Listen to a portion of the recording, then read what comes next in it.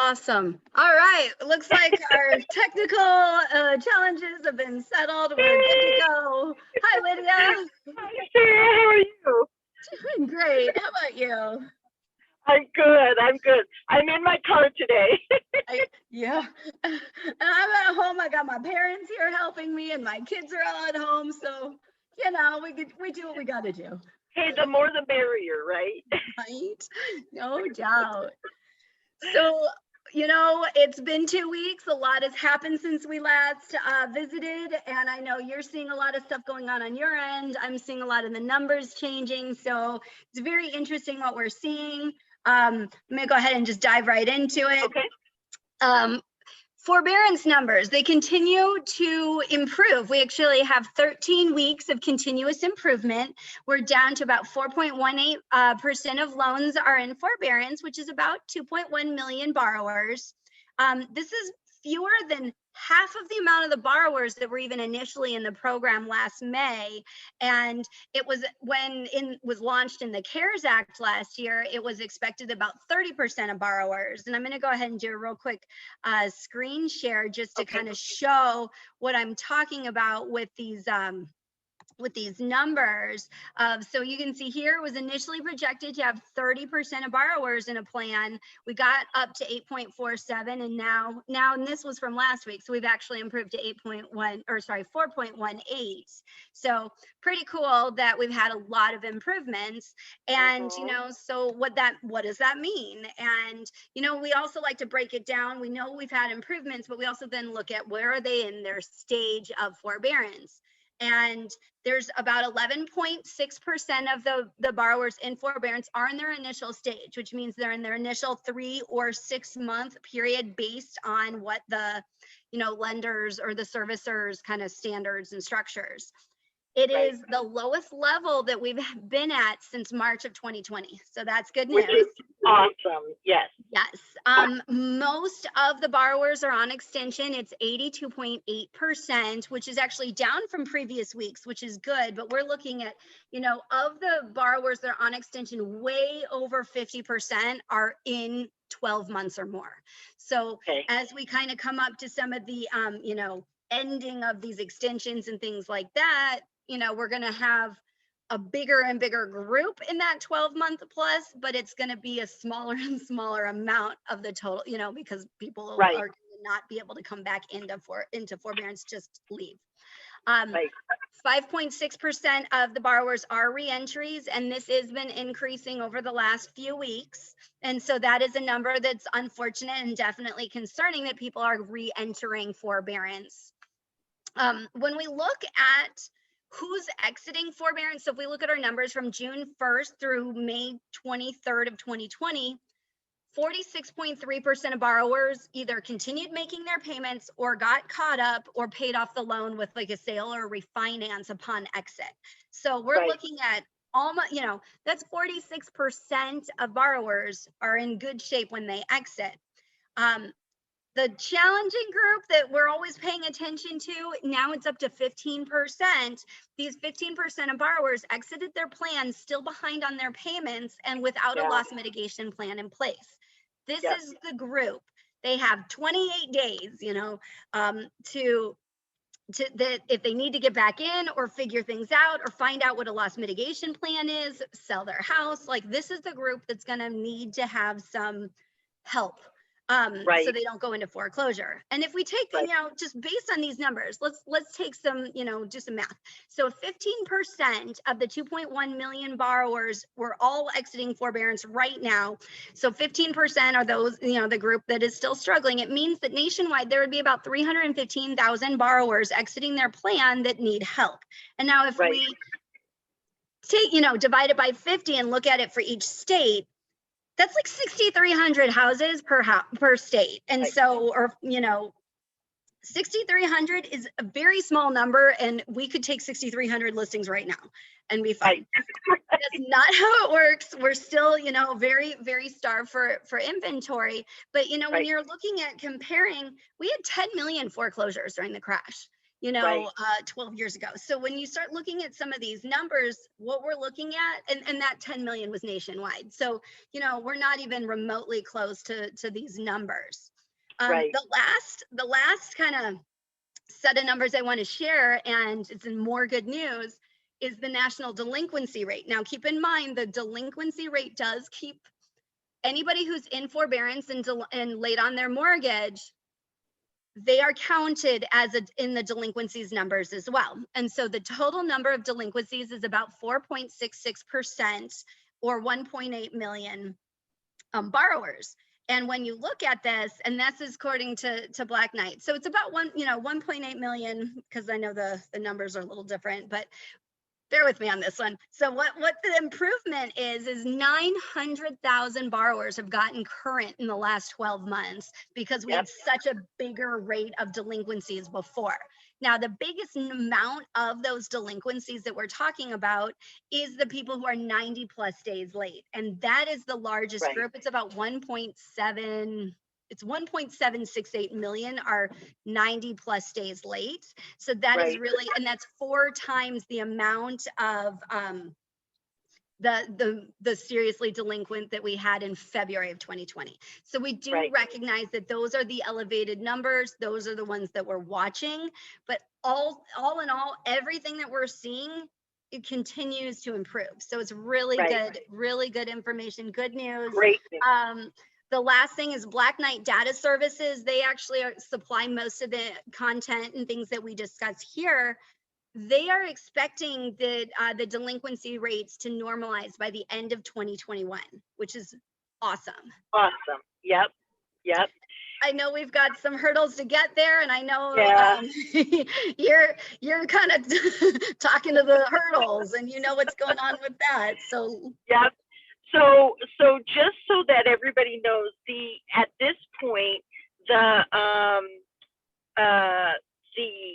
final date, and we don't know if this is going to change or not, but the date that a lot of these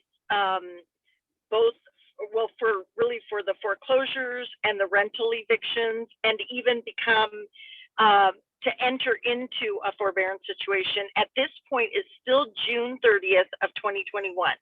We're talking 28 days. Yes, 28 days to that this, and at this point, you and I haven't heard much on our end. I know I haven't heard much on my end, other than some of the servicing managers have said they don't foresee anybody extending that.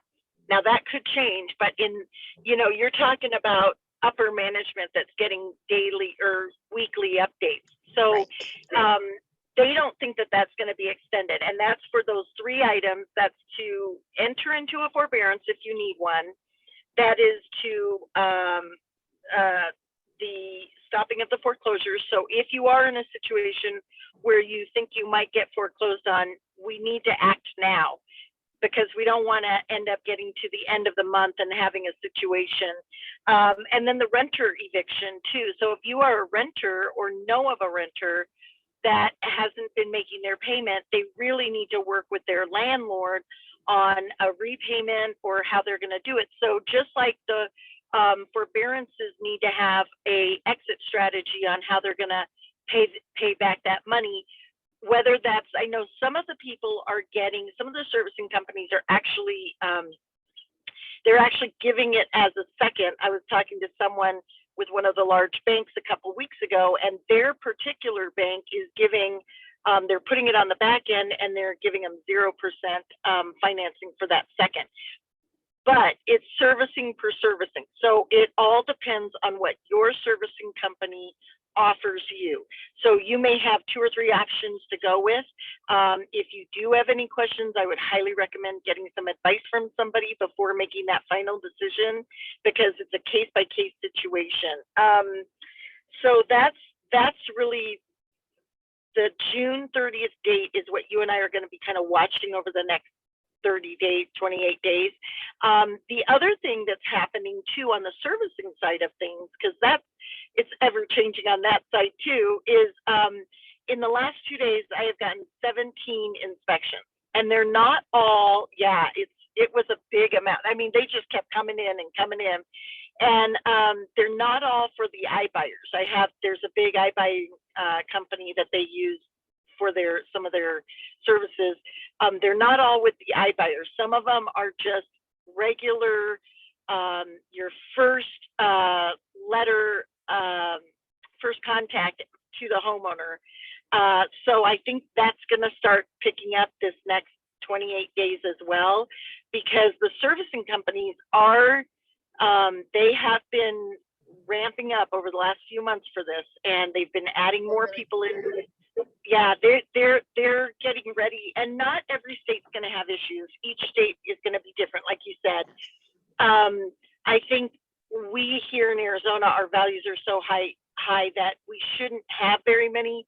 I say shouldn't have, but people don't know what the values are of their home. So it's our responsibility as real estate industry to let our database and our neighbors and just let everybody know what their values are, because why let it go back to a servicing company when you can keep some of that equity yourself?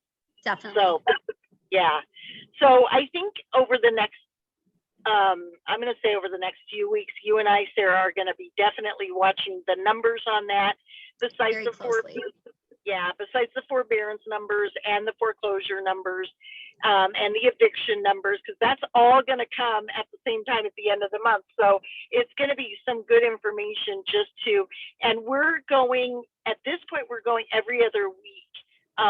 Unless something changes and something major happens that we need to update everybody on a weekly basis. So we won't meet next week, but we'll meet the following week. And then of course, we'll meet definitely at the end of the month, because one of our last, every 2 weeks, and then we'll be there and so we will definitely have more information for everybody in 2 weeks regarding, the extension or not extension. And of course, Sarah, you keep us updated with the numbers every week. So that I think is a huge help, because it puts everything into perspective, as everybody thinks we're in this big bubble, and everybody thinks that it's going to pop, and everybody thinks that we're going to have foreclosures. And the thing of it is that at least here in Arizona, we are not, I mean, everywhere across the country is low inventory. That's I mentor a couple of agents in other states, and they have the same problem we do, and they're in a whole different market. So having inventory right now across the country is just really, really difficult, and for a couple different reasons. But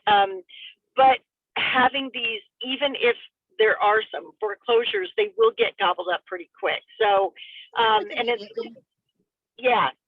so and I am starting to see a little bit of a shift. Properties are staying on a little bit longer. Yes, they are. Agents aren't, those that overprice are not. You really need to price your properties correctly, because we're seeing an increase in price reductions. Absolutely. Yep, I'm definitely seeing that myself, just from everywhere. So it's really important to make sure, if you want your home to sell fast and for top dollar, you really need to price it correctly, and you can't just willy-nilly just pull something out of the air and expect people to buy it, so or pay for it.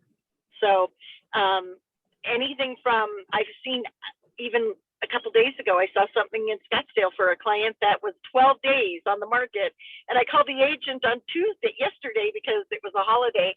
She goes, "No, we haven't had an offer," and I'm like, 12 days on the market. Like years ago, that would have been like crazy, but right now 12 days on the market is a long time. Yes, it is. It is. And it's good that you're making these calls and asking these questions and finding out what's going on, because that's the best way you can serve your buyers. And it's also a way to open that communication, find out what's going on, and get these houses sold. Yep.